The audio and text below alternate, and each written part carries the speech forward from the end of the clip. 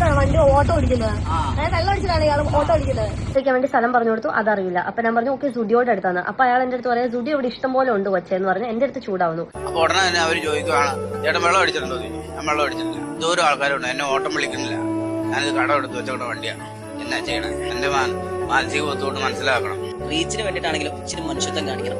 Studio ഏതാന്ന് തിരിച്ചറിയാൻ പാടില്ലാത്ത മനുഷ്യനാണിത്. വർഷങ്ങളായിട്ട് ഞാൻ പുള്ളി മദ്യപിക്കുന്നത് ഞാൻ കണ്ടിട്ടില്ല, വെള്ളടിച്ച് നടക്കുന്നത് ഞാൻ കണ്ടിട്ടില്ല. ഈ മനുഷ്യൻ കുടിച്ചിട്ടുണ്ടെന്ന് തെളിയിച്ചാൽ, അല്ലെങ്കിൽ ഈ മനുഷ്യൻ മദ്യപാനയാണെന്ന് തെളിയിച്ചാൽ ഈ വണ്ടി അല്ലെങ്കിൽ 1 ലക്ഷം രൂപ കൊടുക്കാന്ന് ചേട്ടൻ കൊടുക്കാം. വണ്ടി ഓടിക്കാൻ നിൽക്കുന്നത് സ്റ്റിയറിംഗ് ഇപ്പൊ ആളുടെ കയ്യിൽ നിന്ന് വീഴൂന്നുള്ള രീതിയിലാണ് നിൽക്കുന്നത്. അതുകൊണ്ട് ഇയാളുടെ ലൈസൻസ് തന്നെ കട്ട് ചെയ്യണമെന്ന് എനിക്ക് പറയാനുള്ളത്. ഓരോ ദിവസവും ഇങ്ങനെ കെട്ടിയിറങ്ങും, ബംഗാളികൾ ഇറങ്ങും പോലെ ഇങ്ങനെ നാനാഭാഗത്തേക്കും ക്യാമറയും തൂക്കിപ്പിടിച്ചിട്ട് വല്ലതും ഉണ്ടോ നമുക്ക് റീച്ചാക്കാൻ, വല്ലതും ഉണ്ടോ നമുക്ക് റീച്ചാക്കാൻ ചൊല്ലിയിട്ട് അതിൽപ്പെട്ട ഒരു വർഗ്ഗം ഇത്. നിങ്ങൾക്ക് എല്ലാവർക്കും ഇവളെ പരിചയം ഉണ്ടാവും. ഞാൻ അധികം ഒന്നും ഇവളെ പരിചയപ്പെടുത്തുന്നില്ല, കാരണം യൂട്യൂബിലെല്ലാം മൊത്തം നല്ലോണം വൈറലായ ഒരു വ്യക്തിയാണ്. അപ്പോൾ ഇപ്പോൾ ഇവൾ വീണ്ടും വന്നത് റീച്ചാകാൻ വേണ്ടിയിട്ടാണ്. അപ്പം ഒരു ഓട്ടോയിലേക്ക് യാത്ര ചെയ്യുമ്പോൾ ഇവർ പറഞ്ഞ സ്ഥലം അവർക്ക് മനസ്സിലായിട്ടില്ല. കാരണം ഇവക്കും അയാൾക്കും ഒരു പ്രായമല്ലല്ലോ, നമ്മൾ പ്രായത്തിനെങ്ങും മാനിക്കണം. ഇവളെ ഏകദേശം ഒരു മുത്തച്ഛനാകാനുള്ള പ്രായമുണ്ട് അയാൾക്ക്. എന്നിട്ടും അയാൾക്ക് പറഞ്ഞ സ്ഥലം മനസ്സിലാകാത്തത് കൊണ്ട് ഇവൾ അയാളെ പേരിൽ ഒരു കുറ്റാരോപണം, എന്താ മദ്യപിച്ചിട്ടാണ് വണ്ടി ഓടിക്കുന്നത്, ലൈസൻസ് കട്ടാക്കണം. നീ പറയും പോലെ ആർടി ഓഫീസർമാർ സ്വീകരിക്കാൻ നിൻ്റെ തറവാട്ട് സ്വത്തൊന്നല്ലല്ല ഈ ആർടി ഓഫീസ്. നീ വേഗം പറയുമ്പോൾ ലൈസൻസ് അല്ലാതെ റദ്ദാക്കി കൊടുക്കാൻ. അടങ്ങി ഒതുങ്ങിയിട്ട് വീട്ടിലിരിക്കണം കേട്ടാ.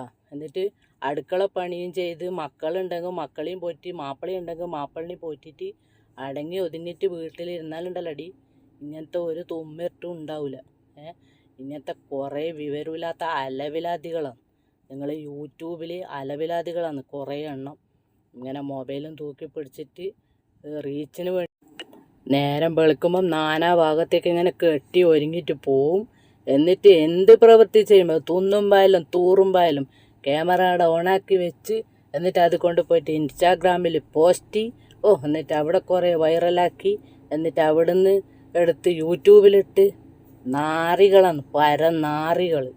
ഇപ്പോഴത്തെ കാലഘട്ടത്ത് ആണുങ്ങളാൻ കട്ടി തേഞ്ഞതാണ് ഈ പെമ്പുള്ളർ. ഈറ്റിങ്ങന്ന പെണ്ണ് വരുമ്പട്ടാന്ന് പറയുന്ന നിൽക്കുന്നില്ലേ, അതാണ് ഇവിടെ സംഭവിക്കുന്നത്. അന്നേരം യൂട്യൂബിലെല്ലാം വന്ന് ഒരുപാട് കളിച്ച് നാറിയതല്ലാണ്. ചത്തൂടെ എനിക്കെല്ലാം പോയിട്ട് ചാവ്. എന്നിട്ടിപ്പോൾ മുതലാളി വന്നിനി അയാളെ ലൈസൻസ് കട്ടാക്കാൻ. ഇതിനു മുന്നേ അറിഞ്ഞും കൊണ്ട് ഒരുപാട് ആൾക്കാർ കൊല ചെയ്തിട്ട് പോലും ഒറ്റൻ്റെ ലൈസൻസ് ഒന്നും കട്ടാക്കിയിട്ടില്ല. എന്നിട്ട് വേണ്ടേടി നീ പറഞ്ഞത് ആ പ്രായമായ മനുഷ്യന് മനസ്സിലാകാണ്ട് നിന്നിട്ട് നീ പോയിട്ട് ലൈസൻസ് കട്ടാക്കാൻ.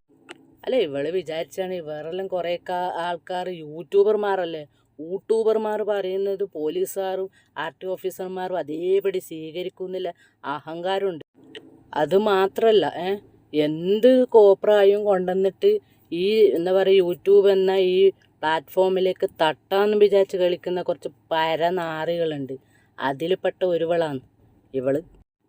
ഇത് മുന്നേ ഒരു ദീപക് എന്ന് പറയുന്ന ഒരു പാവപ്പെട്ട മനുഷ്യൻ്റെ ജീവൻ പൊലിയാൻ കാരണമായ ഒരു ഷിംജിത, അതുപോലത്തെ ഒരുപാട് ഷിംജിതമാർ ഇങ്ങനെ ഉടലെടുക്കുന്നുണ്ട്. ആരും ഇതിന് വളം വെച്ച് കൊടുക്കാൻ പാടില്ല.